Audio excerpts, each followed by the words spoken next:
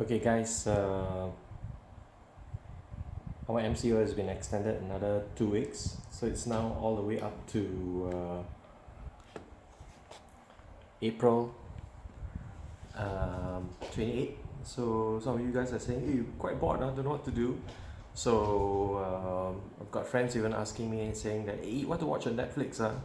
So I'm gonna give you my 12 recommendations of some excellent series to watch. Not all of them are on Netflix. Some you got to do some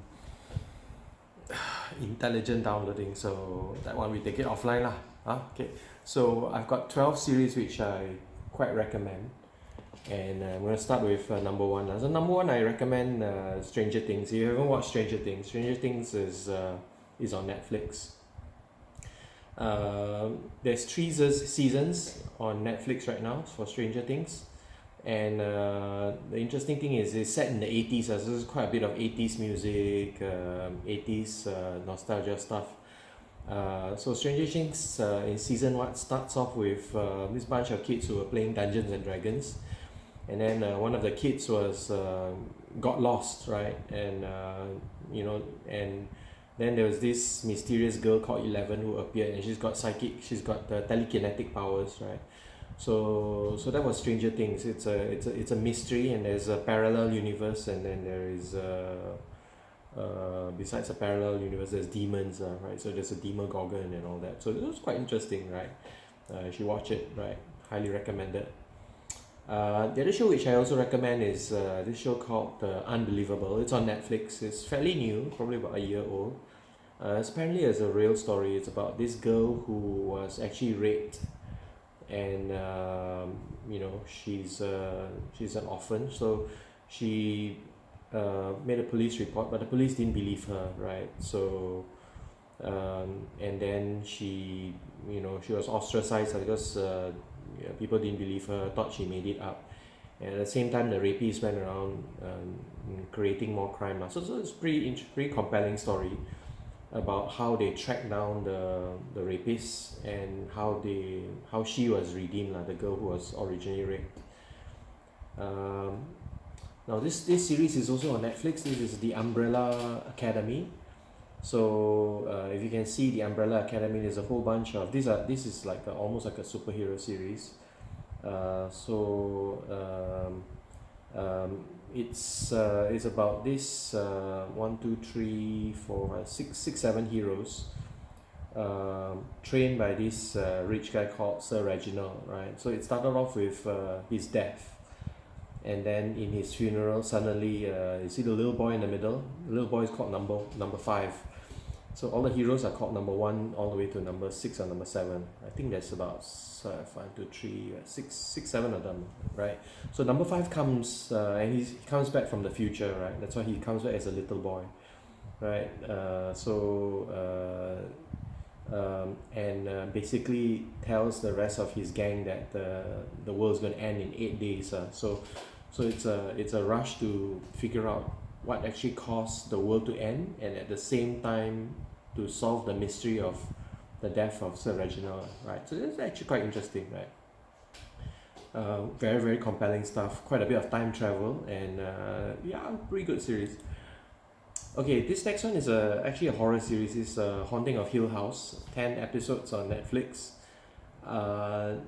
Not the super scary type, not like The Ring, but it's got some nice touches, and it's really about this bunch of siblings. So it's set in at the time where the siblings have all grown up, but they spend their childhood days in Hill House, which was haunted, right? So they've all grown up, and there's a mystery, and then they're all compelled to go back to Hill House, right? And then so the show alternates back and forth between their adulthood, and then flashes back to when they were young. And again, it's quite compelling. First couple of episodes a little bit complex, but after that, if you bear with it, actually it gets much better. Okay. Now this next one is Homeland. Not sure whether it's on Netflix, but it's currently on season 8, and season 8 is the last season. So I actually only started watching Homeland only quite recently, and I must say it's actually quite good, right? It's almost like 24, if you remember that classic series. So Homeland is about this girl. You can see her name is Carrie. She's a CIA agent, and in the first season, there was a soldier who came back from the Middle East, right? So he's apparently a prisoner of war. But at the same time, she found out some intelligence that someone told her that the American soldier has been turned. So when someone says an American soldier has been turned, the word turn means that guy has been converted to the other side. Converted meaning he's no longer he's now working for the enemy, right? So that was season one. Very, very compelling stuff about she was quite suspicious of the American soldier who came back, and she was trying to prove that he actually was really turned, right? And then, so it's quite interesting. Subsequent seasons, storyline all became quite different, right? And kept up with the times. So it's a CIA, very cat and mouse kind of cloak and dagger kind of stuff. So Homeland, quite good. Now this one is actually quite violent. I think it's actually not on Netflix. It's on Amazon Prime. It's actually The Boys. It's actually based on the comic series called The Boys also. So this is set in a time where they are superheroes, and literally there's a bunch of superheroes called the Seven, right? And these superheroes are all damn bloody powerful. But with power comes corruption, right? So the superheroes are all screwing each other, using their superpowers to do bad things, right? And basically the premise is, if superheroes go bad, who's gonna police them, right? So there's this bunch of CIA guys called the Boys. They actually have no superpowers, right? And they are men, and it's a story about how they keep these bad superheroes in check, right? So again, very, very interesting stuff. Yeah, highly recommended. Then there's a couple of Netflix shows which are done by BBC. So originally filmed by the BBC and then carried over by Netflix. So The Bodyguard is one. This was only, I think, about 6-7 episodes.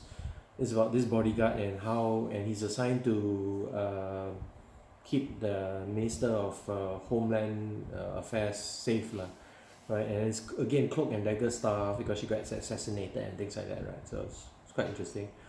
And another good British series is called Happy Valley.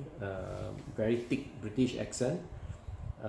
Only 2 seasons. Apparently third season coming up, but it's quite gritty stuff about this policewoman, and she's got personal issues and all that, and how she goes about solving drug issues and kidnapping and things like that. But I can't really explain more because I'm going to be just giving away the storyline. But just trust me, right? Happy Valley is actually quite good. Okay, then back to Netflix. Netflix has a series called American Vandal. It's only 2 seasons. And it's actually quite funny. It's a very funny series because it's about how these 2 kids in college, they film a documentary, and season 1 was this boy. He was accused of drawing penis pictures on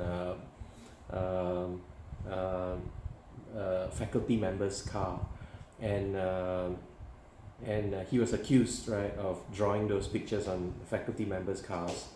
But these 2 kids, these 2 boys, did a documentary. So the whole story was filmed like a documentary, and basically how they tried to investigate and prove that actually he didn't do it. So season 1 was about a boy who drew dick pics on teachers' cars. Season 2 was also quite funny. Season 2 was about some other boy being accused of putting laxative, right, into the school water supply, right, and then they literally shit themselves, right. So the premise is quite funny, but it's just how they film it. So it's quite different kind of filming, right. It's like almost like a documentary, but like a mockumentary. Okay, so another one which I quite recommend is called Mindhunter. So Mindhunter is again all based on real life events, and it's set in the 70s where um, psychology was starting to be used to figure out how serial killers think. Right, so there's only 2 seasons, and it started off with these 2 FBI agents tracking down murders, serial killers. But at that point in time in the 70s, there's no such thing as serial killers. Nobody actually coined the terminology. So these 2 FBI agents actually coined the terminology serial killers because they investigate and they realize that seriously there are such people who literally have a motive and they literally go around killing people because of certain reasons like maybe sexually deprived or whatever. So it's quite compelling about how they figure out the psyche of all these serial killers. So it's Mindhunter. Okay, then there's this series called Black Mirror. It's on Netflix. It's I think about, I can't remember, 4, 5 seasons, but each season only has a few episodes, and each episode is standalone, right? So you watch one hour episode and it's standalone, and it's usually about how technology is used and abused, right? So it's very very dark, very gritty stuff, right? Yeah, worth watching. But I've got friends who are telling me that when they watched the first episode, they couldn't take it because it was just too dark, right? And just too weird, right? But so that was number 11, and I guess the last show that I recommend is again another real life series. You notice there's a pattern here. I like stuff based on real life. Half the stuff that I've recommended you is based on real life.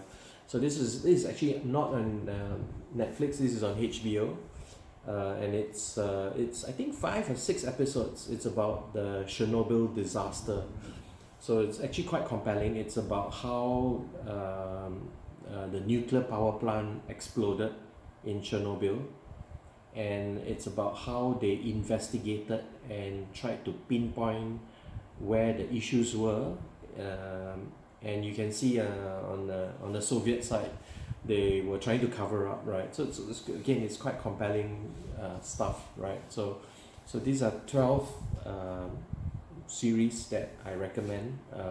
So with the next 2 weeks, you literally can binge watch all the way that to the cows come home lah. Okay, so enjoy.